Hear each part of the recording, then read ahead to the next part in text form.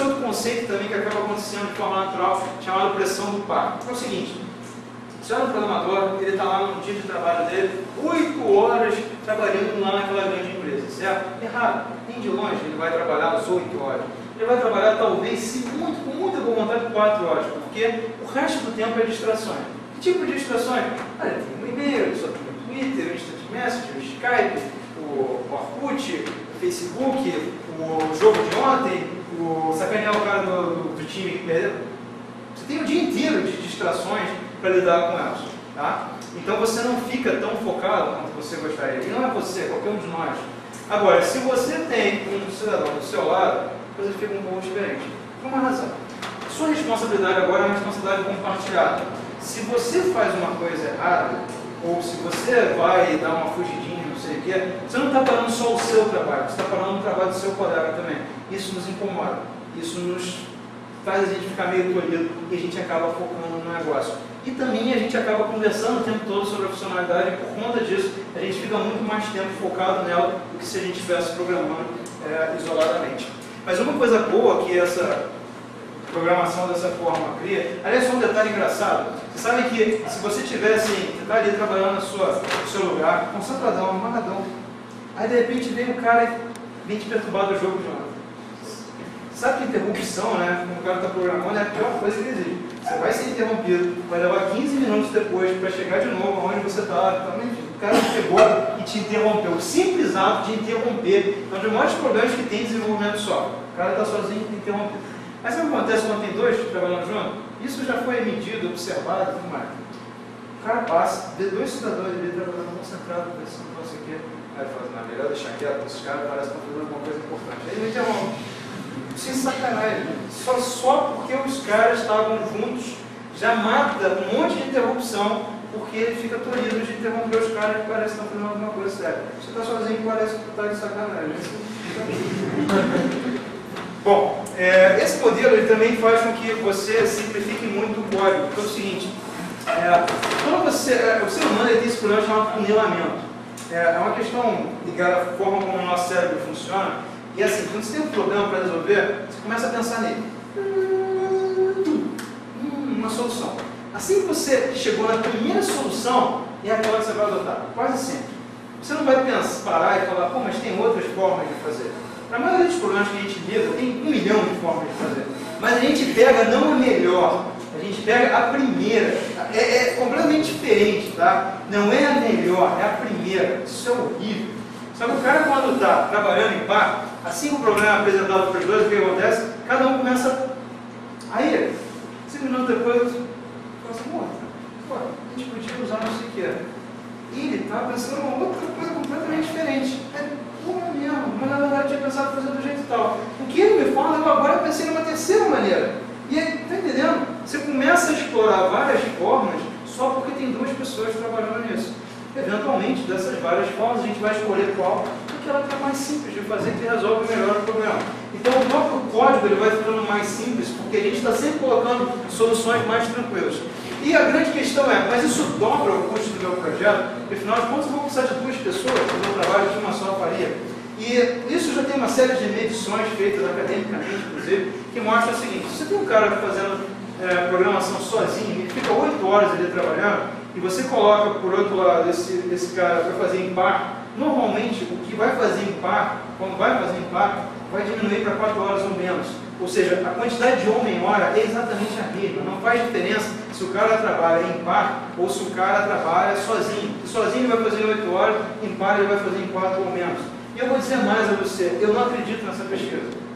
Não acredito porque a pesquisa que eu conheço disso ela foi feita no meio acadêmico com problemas simples de resolver.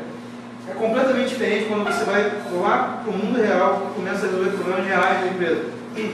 Os problemas são muito mais complexos do que os probleminhas que a gente brinca às vezes no estudo acadêmico. Por conta disso, se você pegar problemas mais complexos, o fato de você ter essa discussão entre as pessoas pode fazer com que o seu ganho, em termos de tempo, seja muito mais violento do que o que você vai ver num programa mais simples. Tá? Então é possível que, na verdade, a programação em parte seja até algo que economize muito mais o seu tempo e a quantidade de gente na sua equipe do que necessariamente dobrar. Isso é altamente contra-intuitivo. mas em todos os projetos que a gente viu até hoje, era extremamente rápido trabalhar desse jeito e produtivo. E aqui tem um exemplo, uma figurinha só para a gente ter em mente como às vezes fazer alguma coisa em par pode ter um resultado completamente diferente de fazer sozinho. Como vocês podem ver aqui, os caras empurrando as caixas sozinhos tem uma dificuldade enorme, eles eventualmente levam um outro tempo completamente diferente quando eles dois resolvem trabalhar juntos e rapidinho conseguem carregar o caminhão, porque o trabalho fica melhor conduzido dessa forma. Então esse é o modelo, tá? Eles estão trabalhando aqui em cima de alguma coisa e você vai ver isso em vários projetos diferentes, a mesma coisa acontecendo.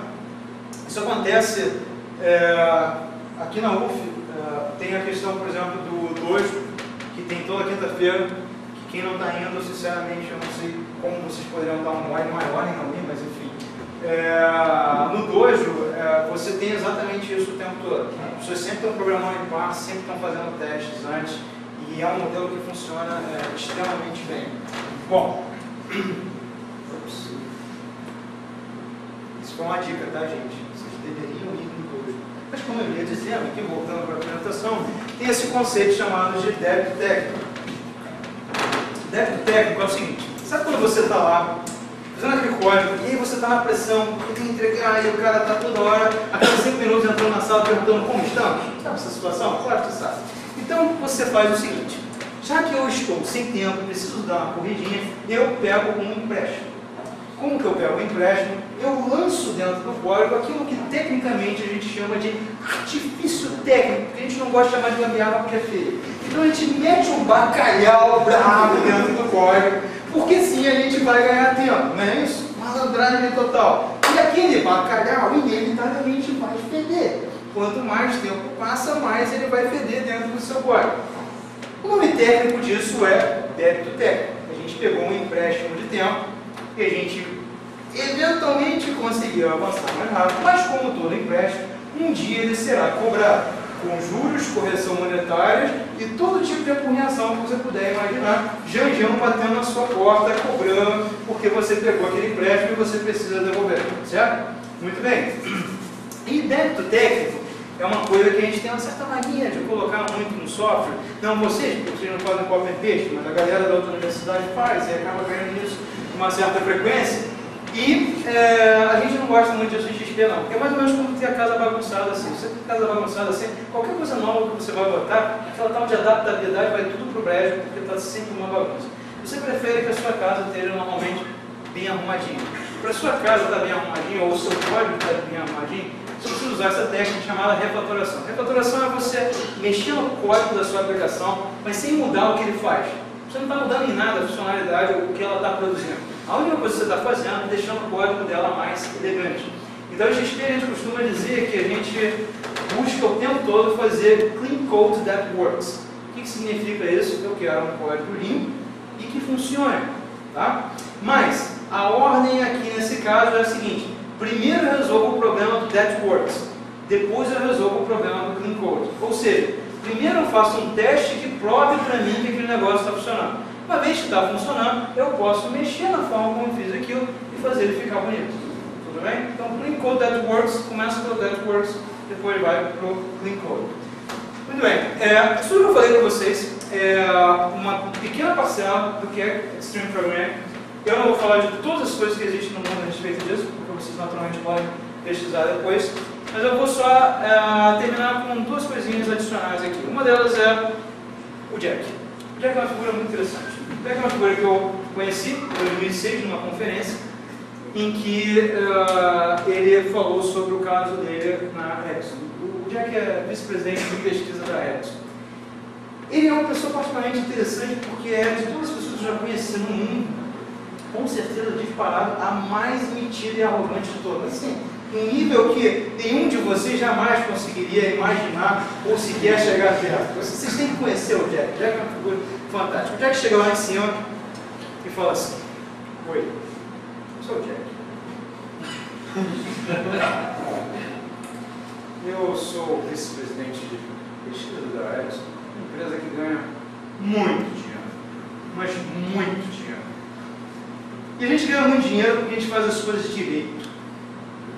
Estão sentindo a tua mãe? A gente ganha muito dinheiro, mas muito dinheiro. terem noção do tipo de coisa que a gente faz direito, vejam essa imagem aqui atrás de mim. Isso é um componente de uma das nossas centrais telefônicas. Um componente muito semelhante a tantos outros que a gente faz direito. E esse componente, ele tem um tempo médio entre falhas de 40 anos. Se por acaso ele falhar alguma vez, ele não pode ficar fora de operação por mais do que 10 minutos em 40 anos. Esse é o tipo de componente que a gente faz bem. Agora, eu acho que eu falei para vocês mais cedo que a gente ganha muito dinheiro, na verdade, que a gente faz as coisas direito. Muito bem. Me desculpem, mas vocês vêm aqui para essa conferência de XP em 2006 falar sobre todas essas técnicas aí que vocês acham extremamente inovadoras. Sinto lhes informar, meus amigos, mas vocês não são nem um pouco inovadores. Tudo isso que vocês estão cansados de falar aí é o que a gente está cansado de fazer na Ericsson desde sempre. Desde a década de 80 a gente faz isso o tempo todo, porque essa é a única maneira óbvia de se fazer as coisas direito. E ele começa a mostrar uma série de fotos de como são os projetos dele lá de trás da década de 80. E você vai ver cada uma dessas coisas que eu falei aqui com vocês sendo feita nesses projetos. Esse é só um detalhe para vocês pensarem a respeito. Porque, afinal de contas, como eu falei para vocês, a Ericsson é uma empresa que ganha muito dinheiro. Muito bem. E eu vou finalizar com a fábula dos porcos assados, para quem não conhece ainda. Há muito tempo atrás, a humanidade vivia essa situação inusitada em que as pessoas não conheciam a ideia maravilhosa de comer um porco assado. Então, elas comiam um porco cru. Extremamente desagradável, mas era assim que eles conheciam o ato de comer porco. Então, um dia, caiu um raio na floresta. E no que caiu um raio na floresta, eventualmente, começou um incêndio. E desse incêndio, eventualmente, alguns porquinhos foram queimados no meio do incêndio.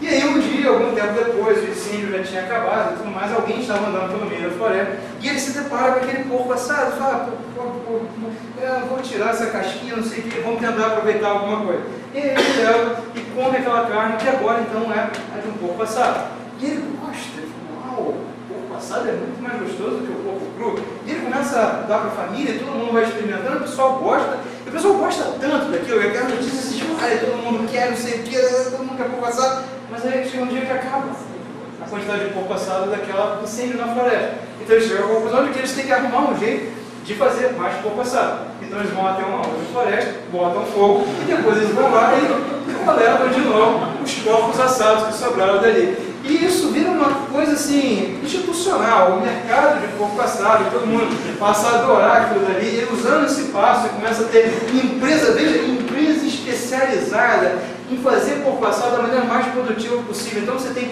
o departamento especializado em semente de eucalipto silvestre, que vai replantar um negócio, o departamento de meteorologia, para ver o vento certo vai entrar na floresta, para poder... Aquilo vira uma coisa absurda, enorme e tal, não sei o quê. E aí uma dessas empresas, uma dessas grandes empresas, grandes corporações especializadas com 1 milhão de departamentos, acho que o nome dela era Pork Century ou alguma coisa assim, não sei. E eles eventualmente se deparam com essa situação.